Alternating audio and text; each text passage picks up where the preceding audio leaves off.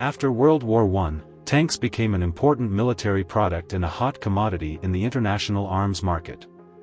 However, the 1920s tank market was dominated by French and British products.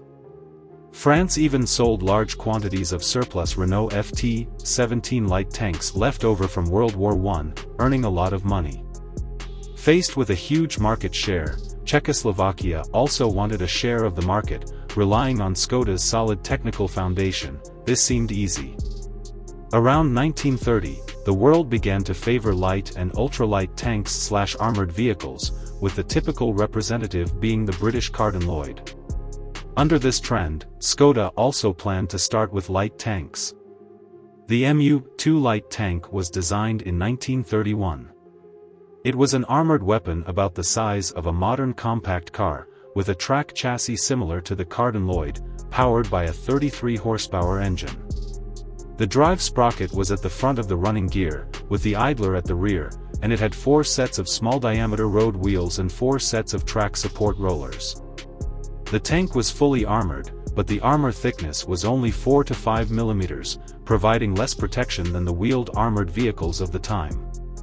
However, due to the tank's weak power, thicker and heavier armor plates could not be installed.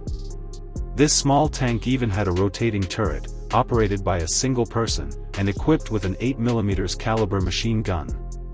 Due to the tank's small size, the driver was located in the front of the vehicle, next to the turret, which had no separate compartment.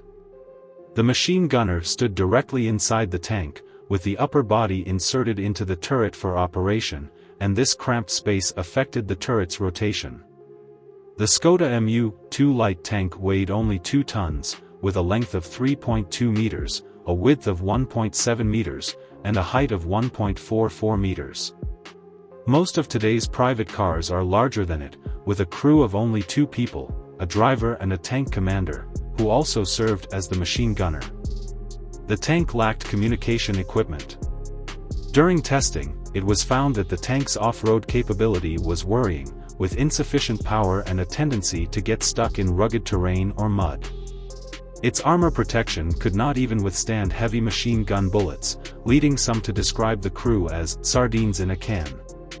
In short, it was a useless product with the cost of a light tank.